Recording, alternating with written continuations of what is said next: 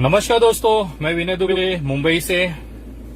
Corona जैसी महामारी में मैंने मजदूरों की बात की, उनको घर पहुंचाने की बात की, उनके पेट में भोजन डालने की, निवाले की बात की, तो मुझ पे आरोप लगता है कि मैं कोरोना जैसी महामारी में राजनीति कर रहा हूं। मुझे शर्म आनी चाहिए। बड़ी बड़ी बातें वड़ा पाव खाते। अरे भारतीय जनता पार्टी वालों, मेरे को एक बात बताओ, कोरोना जैसी महामारी में तुम क्या कर रहे हो? दिखाऊं क्या तुम्हारी असलियत दिखाऊं देश के सामने? ये लोग कोरोना की आड़ में कर क्या रहे हैं, जरा देखिएगा। ये वीडियो देखिए, आपको फिर पता चलेगा कि ये दूसरों पे राजनीति का आरोप लगाने वाले, मजदूरों की लाशों पे खेलने वाले, इतनी सारी बसें होने के बाद भी खाली बसें वापस कर देंगे, लेकिन उसमें मजदूरों को बिठा के नहीं भेज पाएंगे। और वो राजनीति करने वाले लोग कहते हैं कोरोना जैसी बीमारी में राजनीति मत करो। ये क्या है? चल रहा है, इससे आप लोगों को बचाने के लिए ये बीजेपी से आप लोगों को मास्क दे रहा है, ये पहन के निकलना, ठीक है? क्योंकि आप वायरस से आप बच जाओगे। ओके, मर जाएगा। सुनिए, मरने का बात नहीं है, एक दिन सभी गुजर जाएगा, लेकिन सुस्त तरीके से जीना है, ठीक है? और सबसे बड़ी बात है, जो नागरिकता बिल पास है, आप सुना है ना वो कानून के बारे में? तो ये है, ये हिंदी का है जो ये, लेकिन ये नागरिकता देने वाला कानून है, छीनने वाला कानून नहीं है। आपका देश से, आपकी भारत माता की गोद से आपको किसी का हिम्मत नहीं है देश से निकालने का, ठीक है? तो आप निश्चिंत से रहिए और भारतीय जनता पार्टी को समर्थन कीजिए। आप सिर्फ ये सोच लीजिए कि अगर बांग्लादेश से आके कोई रहेगा, हम लोग उसको क्यों रहने दें? हम अगर जाएगा, हम इटली में या लंदन में, हम लोग को रहने देगा? नहीं देगा। तो इसके लिए ये भारत माता हमारा देश है, ये तो धर्मशाला नहीं है। तो इसके लिए अगर बाहर देश से, बांग्लादेश, पाकिस्तान, अफगानिस्तान, ये सब देश से घुसपैठी लोग यहाँ पे आके ना बसे और आपका घर से आपको ना बाहर कर दे, इसके लिए ये कानून पास हुआ है। इसको समर्थन कीजिए और सबसे बड़ी बात, पूरा सभा इलेक्शन में भाजपा को साथ दीजिए, ठीक है? ओके, भाजपा को साथ दीजिए, सुस्त रहना है, ठीक है? उसके वाह भाई, सही है। हाँ, खुद करो तो चमत्कार, दूसरे करे तो एनआरसी, सीए, कोरोना जैसी महामारी में उसका प्रचार जरूरी है। खुद के राज्य के, खुद के देश के मजदूर संभाले नहीं जा रहे हैं और ये चले हैं दूसरे देशों के लोगों को भारत में बसाने की। जो मजदूर आज रस्तों पे है, उनको निवाला खिलाने की औकात नहीं सरकार की, और चले हैं दूसरे देशों के लोगों को लाकर भारत में बसाने की। सबसे बड़ी बेवकूफी भारतीय जनता पार्टी ने कल, और पूरे देश में मैं देख रहा हूं कि पूरे जो उत्तर भारत की सरकारें हैं, खास करके उत्तर प्रदेश और बिहार में, वहां के जो अंधभक्त हैं, वो छाती चौड़ा करके 56 इंच फैला के कहते हैं कि हमारे योगी जी ने, हमारे नीतीश बाबू ने कोरोना पे कंट्रोल कर लिया है, महाराष्ट्र सबसे आगे है कोरोना में। तो मैं उन चमन को बताना चाहता हूं कि बेटा, ऐसा है कि जब टेस्ट होते हैं, जब टेस्ट की संख्या बढ़ती है, तब कोरोना का उसमें पॉजिटिव नेगेटिव बढ़ना स्वाभाविक है। जब टेस्ट ही नहीं होगा तो आंकड़ा कहां से आएगा? महाराष्ट्र के टेस्ट कितने हुए हैं, उसकी जरा आप आंकड़ा निकालोगे तो आपको पता चलेगा कि आपके राज्य की सरकारें आपको बेवकूफ बना रही हैं। जिस राज्य सरकारों की औकात टेम्परेचर नापने की नहीं है, वो कोरोना से जीतेगा। कौन से, कहां से लेके आते हो इतना बड़ा बड़ा बेवकूफी, इतना बड़ा बड़ा सपना?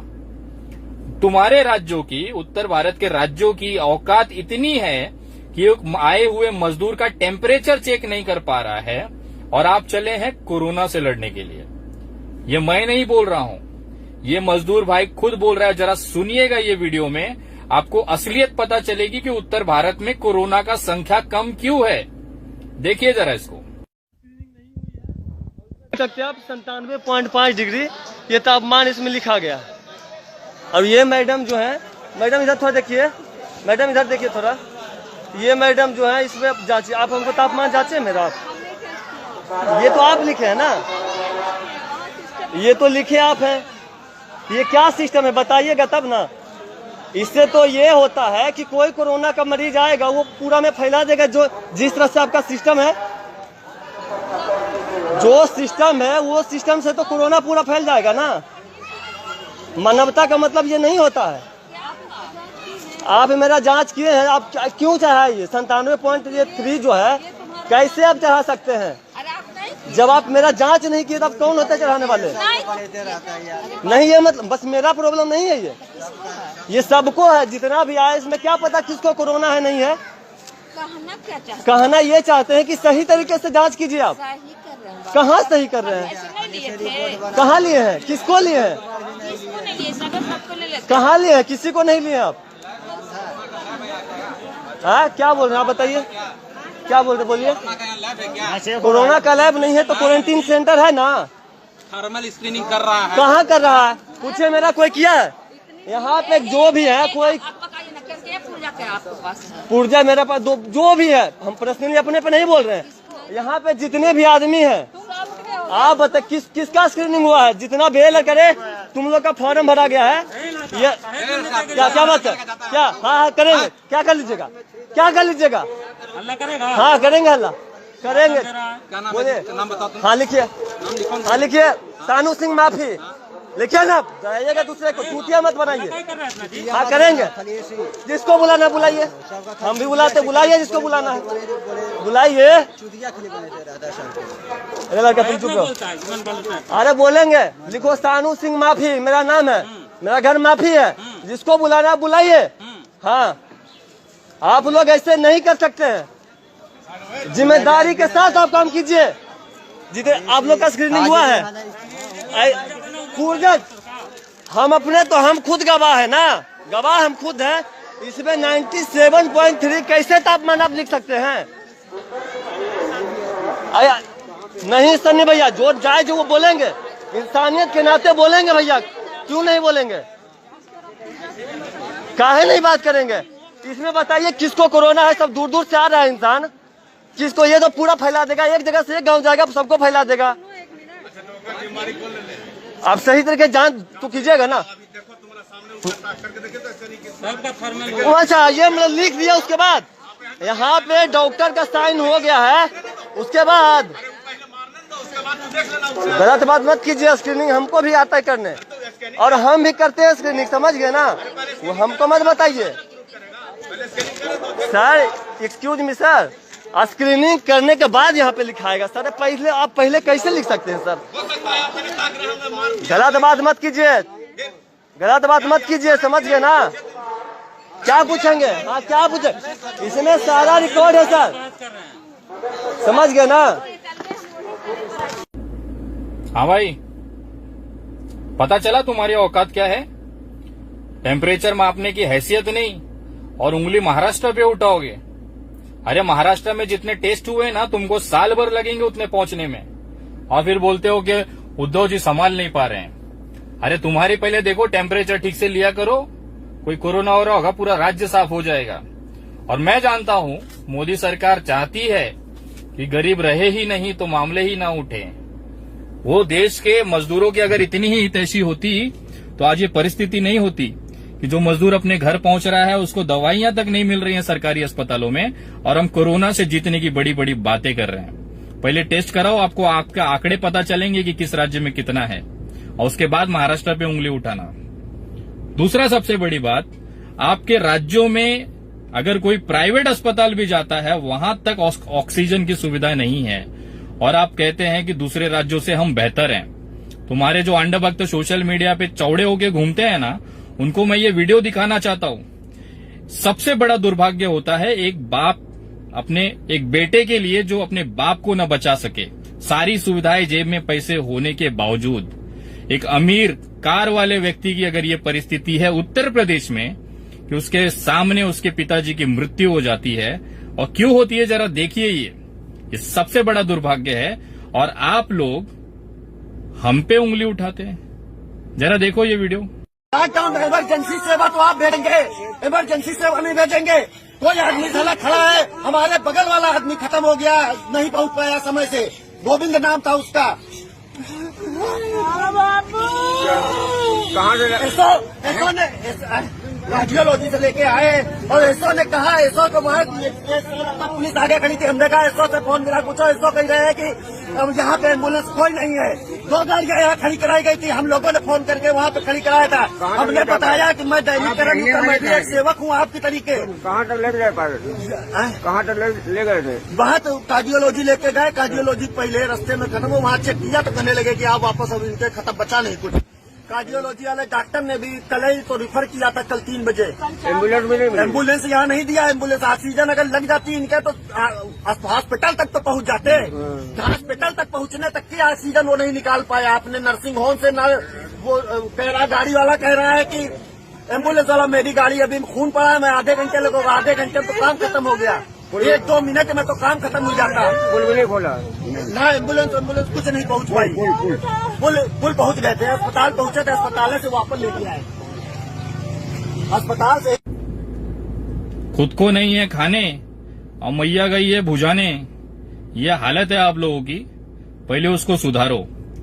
पूरे देश में मजदूर गांव जा रहे हैं, ट्रेनें चल रही हैं।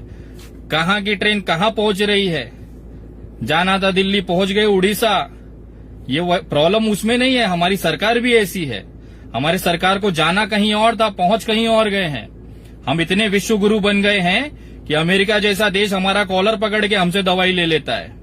हम इतने बड़े विश्व गुरु बन गए हैं, एक इत्तू सा देश नेपाल हमारी औकात निकालता है, जिसको हम चाइना को बड़ी बड़ी आंखों से उनको हम डराने वाले लोग थे। एक के बदले 10 सर पाकिस्तान से लाने वाले लोग थे। आज नेपाल जैसा देश हमारे प्रधानमंत्री को क्या क्या गालियां दे रहा है। उनकी इतनी हैसियत हो गई है कि हमारे भारत के प्रधानमंत्री को वो तबीयत से ले रहा है। ये हमारी ये हमारी परिस्थिति है विश्व के अंदर कि कोई भी ऐरा गहरा आके हमारी बजा के चला जाता है। उसका कारण ये है कि हमारी जो सरकार है ना, उसकी क्षमता नहीं है ये देश चलाने की। हमारे पास इतना बड़ा रेल तंत्र है, लेकिन 50 और 100 ट्रेनें चलाने में हमारी हालत खराब हो जा रही है। मजदूरों को लेके कहीं और जाते, पहुंच कहीं और जाते हैं, और मजदूर भाई आज औकात निकालने पे आ गए, वो भी रेलवे की। ये वीडियो जरा देखिए, रेलवे में हमारे मजदूर भाई क्या कह रहे हैं। आपको देश की असलियत पता चलेगी, जो उन ट्रेनों में यात्रा कर रहा है। ये असलियत जरूरी है देश को जानना, देखिएगा। मुंबई से ये ट्रेन आई आज, 500 किलोमीटर तक नहीं चला, फिर गाड़ी खड़ा कर दिया इधर बागमार स्टेशन में, और स्टेशन मास्टर बोल रहा है कि आगे की परमिशन नहीं है। तो 22 ट्रेन पे आगे है, 22 ट्रेन पीछे। जब 50 ट्रेन संभाल नहीं पा रहे पीयूष गोयल, तो 300 ट्रेन कैसे संभालोगे? ये बात देखने की बात है। जब 50 ट्रेन से संभाल नहीं पा रहे और आप ट्वीट करते हो कि हम रोजाना 1200 ट्रेन चलाना चाहते हैं, नहीं, ऐसा बिल्कुल आप लोगों का सरकार नाकाम सरकार साबित हो रहा है। कृपा आप लोग जरा दिमाग को होश में लाइए। बस यहाँ भूखे प्यासे मर रहे हैं। सुबह 7 बजे से ट्रेन खड़ी है, अभी 5 बजने जा रहा है। कितना बर्दाश्त करेगा? कितना तड़पाओगे? कितना मजदूरों के मरवाओगे? ये बहुत सारे हम गलत हो रहा है। और पीयूष गोयल बार बार कर रहे हैं कि रोजाना हम 300 ट्रेन चलाना चाहते हैं, रोजाना 500 ट्रेन चलाना चाहते हैं, लेकिन 50 ट्रेन चलाने में नाकाम रहे। बम्बई की सरकार, बम्बई नहीं, ये सरकार की लापरवाही है और कुछ नहीं है।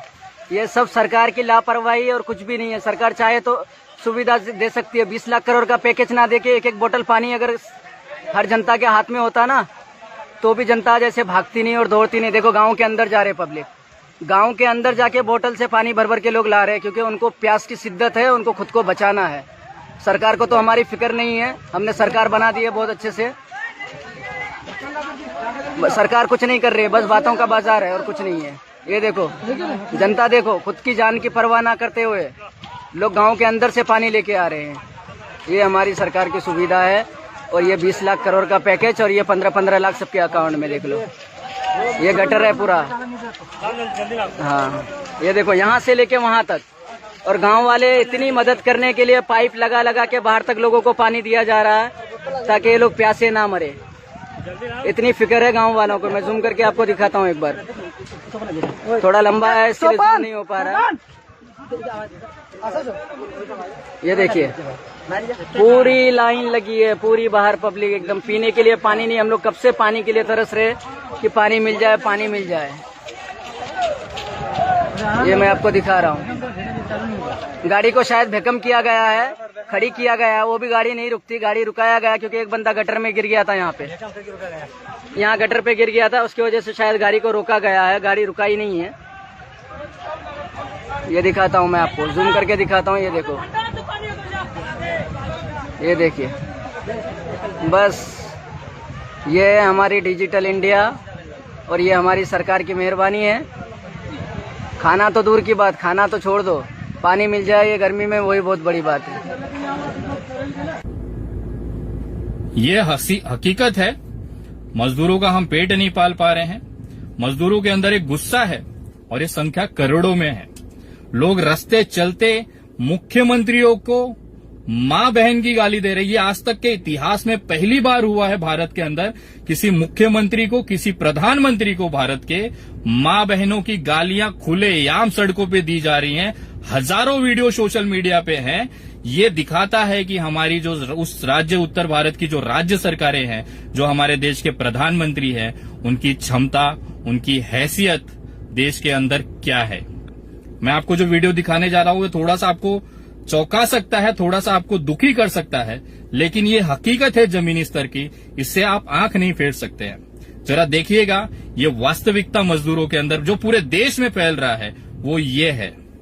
तमिलनाडु सरकार मुर्दाबाद, मुर्दाबाद, मुर्दाबाद। तमिलनाडु सरकार मुर्दाबाद, मुर्दाबाद, मुर्दाबाद। योगी सरकार मुर्दाबाद, मुर्दाबाद, मुर्दाबाद। योगी सरकार मुर्दाबाद, मुर्दाबाद, मुर्दाबाद। योगी सरकार मुर्दाबाद, मुर्दाबाद, मुर्दाबाद। मोदी सरकार मुर्दाबाद, मुर्दाबाद, मुर्दाबाद। मोदी सरकार मुर्दाबाद, मुर्दाबाद, मुर्दाबाद। मोदी सरकार मुर्दाबाद, मुर्दाबाद, मुर्दाबाद। योगी सरकार मुर्दाबाद। निषेध है उसका, लेकिन आज आप पूरी भारतीय जनता पार्टी को ये समझना चाहिए कि आखिर ये नौबत क्यों आई है। आज वही जनता जो आपको ईंट पत्थर खा लेंगे लेकिन भाजपा को वोट देंगे, आज वही लोग आपके पार्टी का झंडा इतनी तबीयत से जला रहे हैं। आखिर वो नौबत क्यों आई है। जो मजदूर आपकी रैलियों में जिंदाबाद जिंदाबाद के नारे लगाते थे, आज वही मजदूर आपको मां बहनों की गालियां दे रहे। वो वीडियो में नहीं डाल सकता हूं यहाँ पे। प्रधानमंत्री तक को गालियां दी गई, इतनी गंदी गंदी गालियां दी गई है। आखिर ये नौबत क्यों आई है, इसका आपको आत्ममंथन करना चाहिए। और मुझे ऐसा लगता है देश के अंदर अगर प्रधानमंत्री जी के अंदर थोड़ी सी भी नैतिकता बाकी होगी तो उनको अपने पद से इस्तीफा दे देना चाहिए। अगर नहीं भी देते हैं कोई दिक्कत नहीं है, आप पड़े रहें। अगले कुछ महीनों के अंदर अंदर ये जनता अपने आप आपको अपने पद से हटा देगी। अब उस तरह से उनके अंदर उग्रता है। अब गरीब लोग आपसे मांग सकते हैं, सरकारी मदद ले सकते हैं, लेकिन एक मध्यम वर्गीय परिवार किसके सामने हाथ फैलाएगा। जो सैलरी पे अपने स्वाभिमान के साथ जिंदा रहता है वो किसके सामने हाथ फैलाएगा। आज मजदूर सड़कों पे हैं, कल ये मध्यम वर्गीय परिवार भी जब उनका सब्र टूटेगा वो भी आपसे सवाल पूछेंगे, वो भी आपसे भोजन मांगेंगे, वो भी आपसे मेडिकल सुविधाएं मांगेंगे। और ये दिन ज्यादा दूर नहीं है जब ये भारत की वास्तविकता हो जाएगी, क्योंकि भारत का जो तिजोरी है वो इस सरकार ने खाली कर चुके हैं। आज भारत के पास उतने पैसे नहीं है कि वेंटिलेटर्स बनाए जा सके। बिहार की और उत्तर प्रदेश की मैंने आपको स्थिति दिखाई। इस तरह से हम लड़के विश्व गुरु बनेंगे। आज हमारे देश के अंदर भारतीय जनता को बचाना सबसे बड़ी बात है। और मैं उन तमाम लोगों से कहना चाहता हूं कि ये मुहिम जो है रुकनी नहीं चाहिए। भारत के अंदर सरकार की जो गलत नीतियां हैं उसके खिलाफ आवाज उठाना हर उस भारतीय का अधिकार है। अगर इस तरह से आवाज न उठाई गई, घरों के अंदर रहते हुए कुछ नहीं, सोशल मीडिया के माध्यम से अपनी बात रखें, कहीं कहीं जाने की जरूरत नहीं है।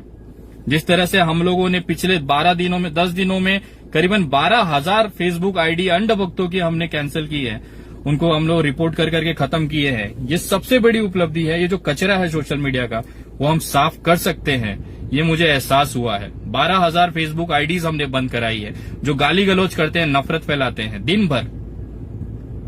दूसरा, अगर आप एक निवेदन है, अगर आप करना चाहें तो जितने भी आपके आसपास जो भी परिवार हैं, रिश्तेदार हैं, उनसे निवेदन करें कि ये जो गोदी मीडिया है उसको देखना बंद करें।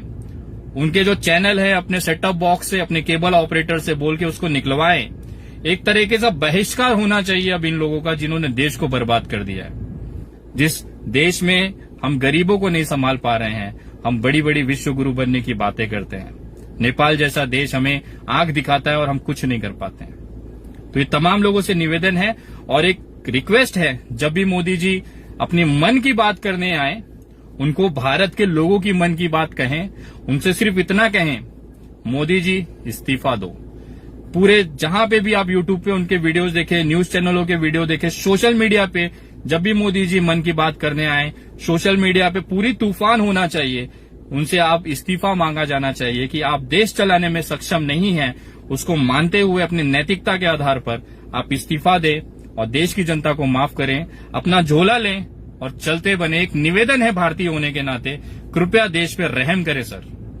अब ज्यादा हम बर्बाद नहीं हो सकते, इससे ज्यादा कुछ नहीं हो सकता है। कोरोना से लड़ने के लिए वैसे भी सरकार की हैसियत नहीं है कि जनता को बचा सके। तो कृपया घरों में रहे, अपनी सुरक्षा अपने हाथ में है। अगर घरों में हम बंद कर ले अपने आप को 2 महीने के लिए, तो शायद इस बीमारी से हम जीत जाएंगे। अगर आप सरकार भरोसे है तो भूल जाइए, सरकार तो खुद आपसे भरोसे है। आप ही से चंदा ले रही है, सारी चीजें आपसे कर रही है, सब आपको करना है। सरकार किसी भी तरह से मदद नहीं कर रही है। पिछली वीडियोस में आप समझिए चीजों को। मैं धन्यवाद करता हूं, आप लोगों ने समर्थन दिया। और जो लोग अभी तक मेरे पेज से नहीं जुड़े हैं, वो कृपया फेसबुक पे द विनय दुबे के नाम से सर्च करें और उस पे करीबन जाएं। उस पे करीबन 70 से 75 हजार के आसपास, 76 हजार के आसपास फॉलोअर्स हैं। उस पे जुड़े और इस मुहिम में, इस सोशल मीडिया से कचरा साफ करने के लिए हमारी मुहिम में हमारा साथ दें। और देश में एक बड़ा बदलाव आ रहा है, ये रुकना नहीं चाहिए। जब तक मोदी जी और ये मोदी सरकार इस्तीफा नहीं देती है, ये आंदोलन चलते रहना चाहिए। घरों में बैठ के करना है, लोगों को जागरूक करना है। लोगों के सरकार की जो गलतफहमियां हैं, जो नाकामियां हैं, वो हमें सामने लानी है। बस इतना सा करते रहें और एक दिन जरूर सफल होंगे। जय हिंद, जय महाराष्ट्र।